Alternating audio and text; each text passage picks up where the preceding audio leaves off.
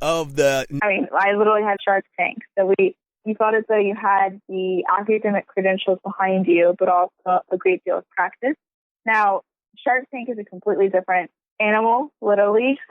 The pressure of being on national television, the pressure of being in front of billionaires and multimillionaires, the pressure of knowing that you have anywhere from 30 minutes to 2 hours to make an impression about your product or your service, and they're going to judge you either very harshly or at least very critically about what you're doing. So you mean you weren't on the carpet for only that 12 minutes that they showed on the TV show? Oh, no.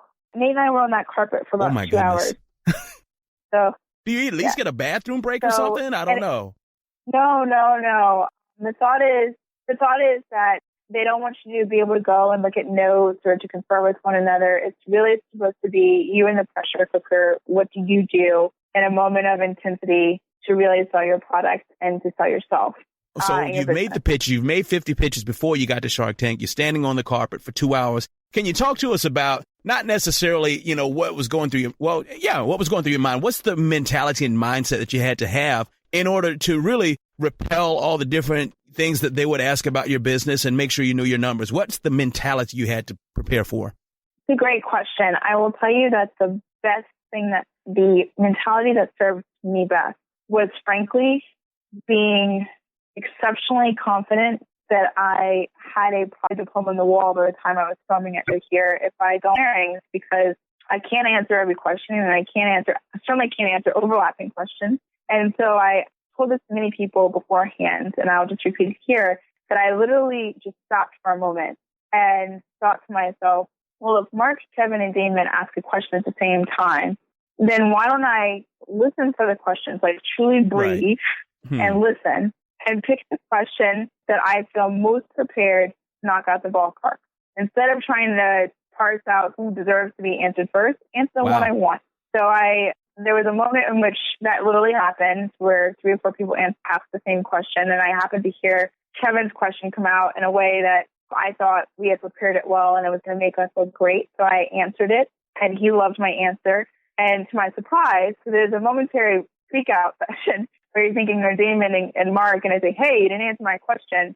Instead, because my answer was so good to Kevin, they dropped their initial question and asked a follow-up to that one. So it created this wonderful domino effect where basically every question flowed from answers that I really had thought through how I wanted to answer it, and I thought we were going to represent us very well. And so it just continuously made us look better. So you took control. Even though you weren't asking the questions, you took control in your mind and you said, hey, this is what we want to say about our business. And here it is. Here's the answer that I want to give you. Exactly. Okay. That's probably a good tip for anybody anywhere that's pitching, right? I mean, well, it's great advice. It's hard to take. And I want to say, had Nate and I not practiced 15, 20 hours a week for almost 2 months on those questions, pausing and playing different Shark Tank segments and making ourselves answer questions as if we were the founders ourselves, of creating fake VC sessions where people grilled us for hours on end and we had to answer the questions. And if we didn't have that foundation of practice, I don't think I would have had the balls. Well, I don't have balls, but hey, you can say it. We're on the internet. It's okay. Okay. I wouldn't have had the guts to do that.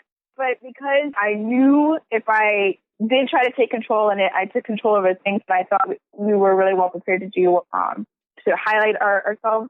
That was why I was comfortable doing it. If you're not prepared, if you don't know your numbers, if you don't know your business, if you're trying to be a fake person, I can't tell you how many people, said that they were going to try to be a persona on Shark Tank. And Nate and I said no. Under pressure, particularly under pressure for an hour or 2 hours, you eventually revert to yourself. You might as well practice being yourself. Desiree, I've got to tell you, you are a very wise woman, okay? You've probably dropped 5